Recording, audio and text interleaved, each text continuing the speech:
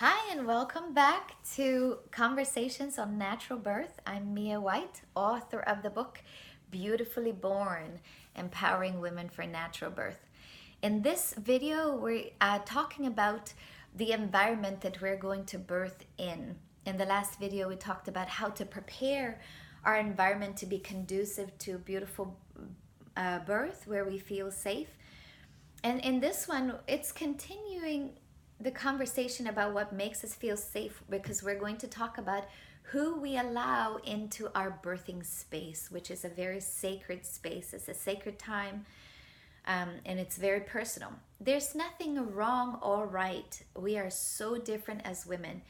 And what we may need to be aware of, though, is that even if we think we may want certain people or certain touch or certain help before we go into labor, as we enter labor, we are allowed to change our minds to protect our space. If all of a sudden we feel distracted by the people around us, we can ask to be left alone.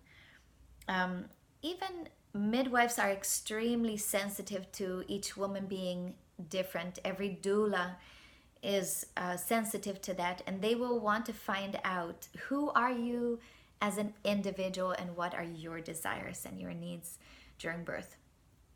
And we will talk about in these videos how crucially important it is to write a hospital birth wish list that you put in your hospital birth bag, your hospital bag, that you give to hospital staff that will actually also express your wishes concerning your birth, and hopefully they will honor that. If you bring a doula with you to the hospital, she can be an advocate for your wishes there, but we'll talk more about it later because it's important. So this is my 9th birth coming up, when I will birth Vienna, and I will be birthing very much alone, and because that's how I prefer it and that's who I am. I go into a very private space together with my maker. I connect with God. I want my husband present, but very much not even touching me, which is very different from how some other women are. I will have 2 midwives. Actually, this time it will be a midwife and a midwife in training, and they will be around, but yeah, very much not intervening. So some women want a lot of touch, they want a lot of intervention. I shouldn't say intervention because that's not necessary normally. You just want to know that your baby is happy during the process, that your baby's at peace. So the midwife or the hospital staff will monitor the baby's heartbeat because that's how they tell that the baby is feeling good during the process of birth. But other than that, like, I have had different experiences. You may want to invite friends into your experience for different reasons, and I've had that. I've had people come to take pictures or videos. I've had people come to take care of the needs of the midwives, make coffee, make sure there's food in the kitchen, take care of the children, different things like that. So during some of my births, my house has been quite a busy place. And that was fine for that time, but I discovered as the births went on that I personally birthed better without a lot of people around me. So I minimized it.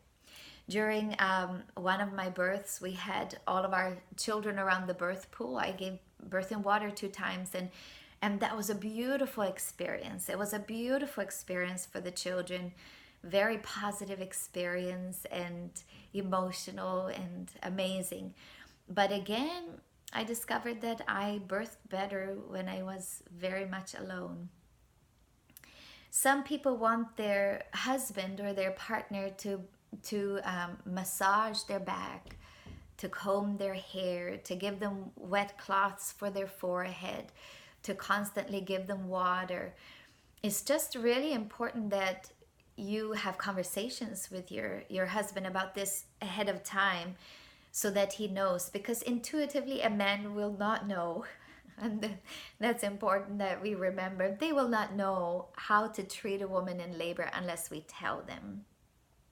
And they should also know that we may change our minds, but it is crucial that we keep drinking during the whole process. So somebody providing that constant filling up of our water bottle, or assisting us in whatever way we need, that they are attentive, but that they know, for example, like, don't talk to me when I go through a contraction. Like, they may not know that unless you tell them. So whoever your helpers or companions or partner is going to be during birth, make sure that you write down your requests ahead of time. Like, don't talk to me when I'm in contractions, or when I go into the most intense labor, don't come near. Or on the other hand, those who want to, like, hold me. I will be leaning on you in my birth position, or whatever that may look like. And doulas are so intuitive and helpful in this. And the good thing about doulas is that you can take them with you to the hospital. But for me personally, nothing beats a midwife who gets to know you during your process of pregnancy. And actually, it's all about, what does the mother and the baby need at this time. That's the midwife's attitude towards birth. So that was just a little bit of conversation during the about the birthing companions, and think through it. It's important. It's important because the people around you need to respect you. The people around you need to make you feel safe. So let's make sure that we don't have like unresolved relational issues, for example, with our husband as we go into birth, where we feel tense around him or whatever. Let's have all of those conversations and release all the forgiveness, so that there's peace in the room and peace in the relationships around us, because we need to feel safe when we give birth. Anyway, that was just a little bit. You can read more about it in the book. There's much more to educate ourselves with, or get ideas about how a birthing companion can help us during birth. But be intentional about planning your birth so that it will be a beautiful experience. All right, well, come back to the next talk. I believe we're going to start to talk about the actual different phases of labor, which is an intriguing topic and so crucial and important for women to understand. So, looking forward to seeing you again. Bye-bye.